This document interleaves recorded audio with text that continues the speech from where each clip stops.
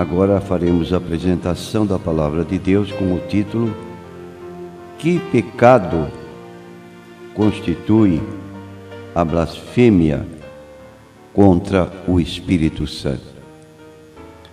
Mateus capítulo 12, versículos 31 a 32.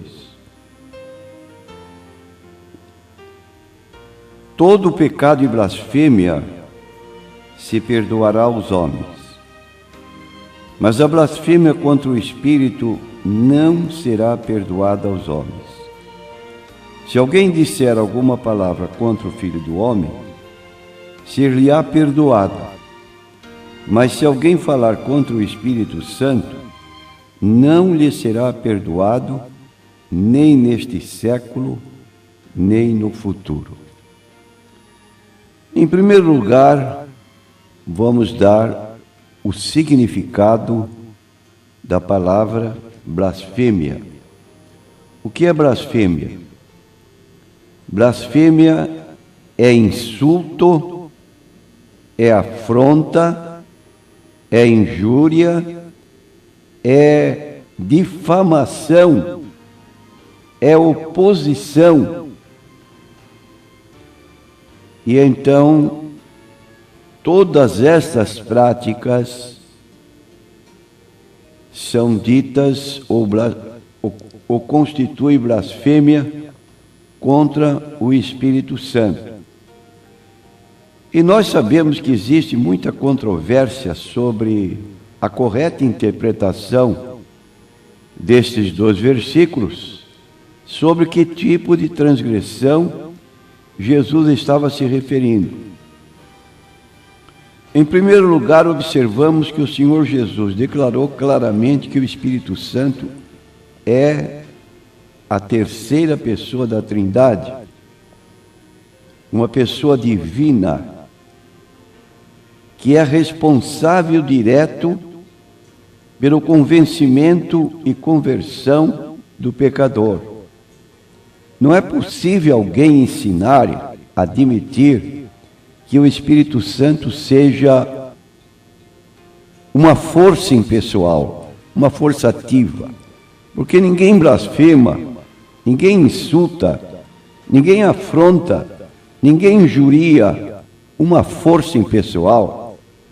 Só pode fazê-lo contra uma pessoa, e mormente em se tratando de uma pessoa divina como é o Espírito Santo.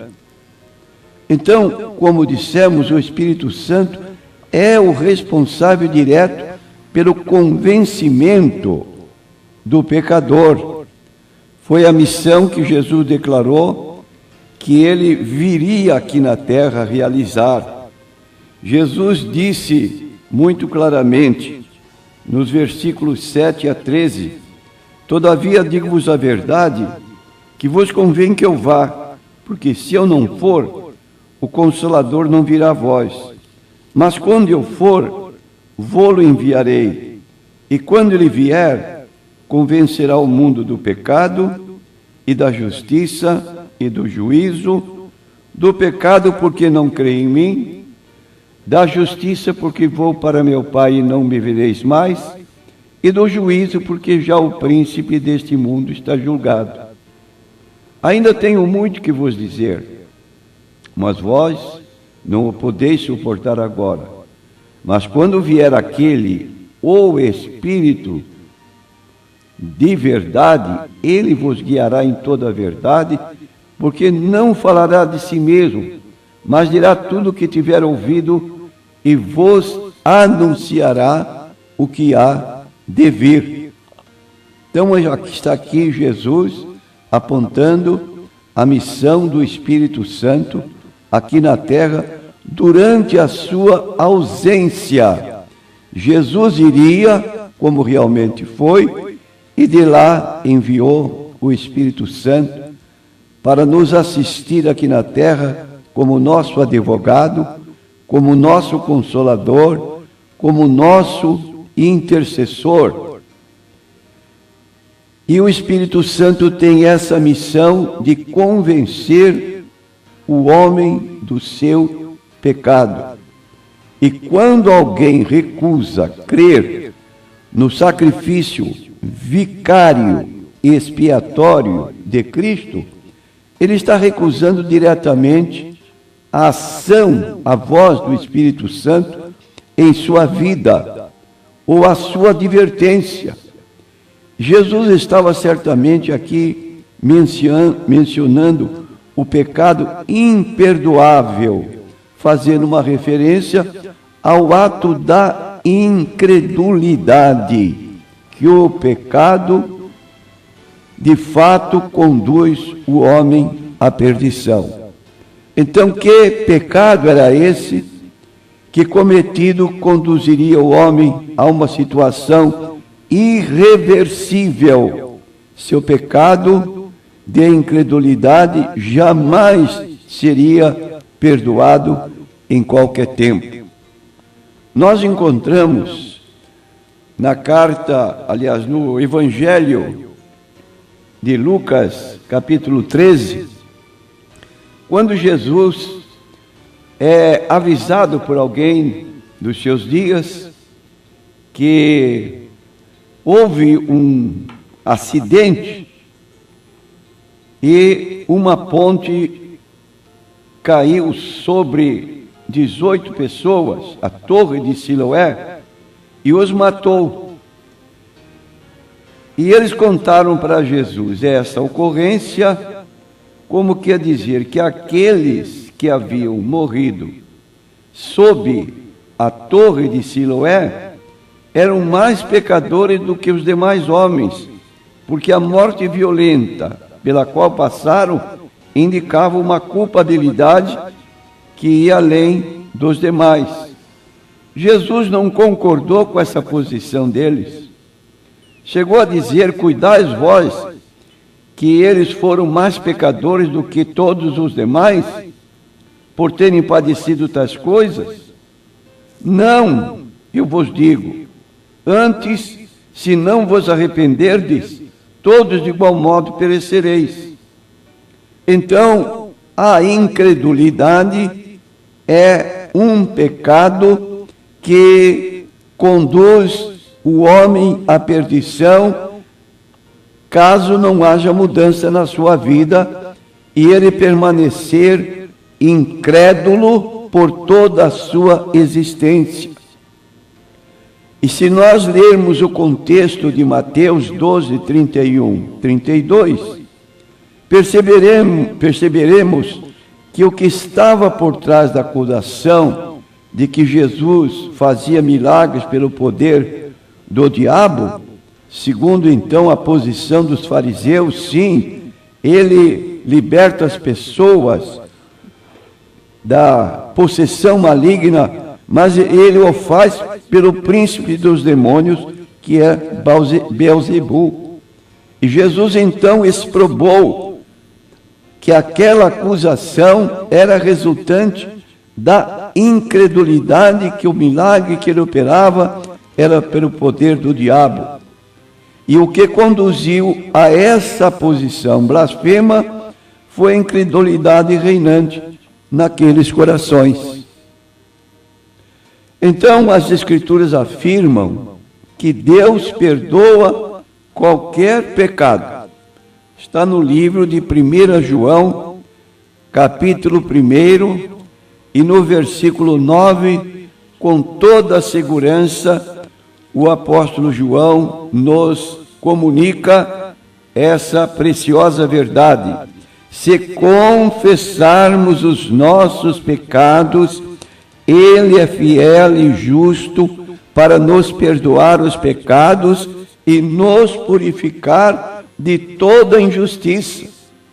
Não importa a sua natureza, mas é preciso vencer a barreira da incredulidade, porque esta barreira da incredulidade constitui a verdadeira blasfêmia contra o Espírito Santo, que de fato condena o homem à perdição eterna.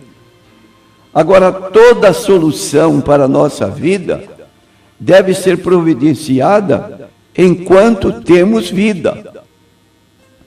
Porque depois da morte, a Bíblia aponta, vem o juízo. Quando alguém, em nossos dias, ela levanta uma dúvida acerca de si mesma, como é que eu posso saber se eu não blasfemei contra o Espírito Santo? Eu quero dizer para as pessoas que eventualmente se sentem acusadas, preocupadas com essa possibilidade de ter pecado da forma irreversível para a qual não existe perdão, eu quero dizer ao meu ouvinte que o simples fato de um crente ficar a meditar se cometeu esse pecado de blasfêmia contra o Espírito Santo, indica que, na verdade, essa pessoa não cometeu esse pecado. Por quê? Porque o trabalho do Espírito Santo é convencer. Se uma pessoa se sente acusada de algum erro cometido, ela tem que pedir perdão. E como disse 1 João 1:9, se confessarmos os nossos pecados, Ele é fiel e justo para nos perdoar os pecados e nos purificar de toda injustiça. Então tenhamos cuidado com a nossa forma de falar, para não insultar, afrontar, injuriar, opor-nos a ação do Espírito Santo, porque se viermos a morrer dentro do estado de incredulidade, acabou-se nossa oportunidade, porque depois da morte, como dissemos, não há mais oportunidade de salvação. Daí porque a Bíblia recomenda: buscai a Deus enquanto se pode achar, invocai-o enquanto está perto. O escritor da Epístola aos Hebreus, no capítulo 3 desse livro, ele diz assim: portanto, como diz o Espírito Santo, se ouvirdes hoje a sua voz, não endureçais os vossos corações, como na provocação no dia da tentação no deserto. Então é hoje, se ouvir a voz de Deus, não endureça o seu coração. Hebreus capítulo 3, versículos 7 a 9. Esperamos que você, meu prezado ouvinte, não tenha cometido esse pecado e que, se eventualmente seu coração é um coração de pedra, fechado, e a incredulidade predomina, ainda há tempo de você mudar de posição. Porque você mudando, é que o Espírito Santo conseguiu convencê-lo do seu pecado, e você então, advertido, não quer passar pelo juízo final para ser condenado.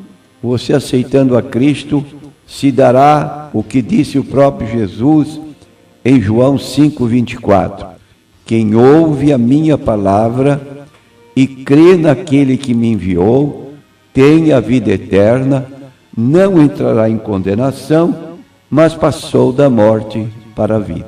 Faça isso.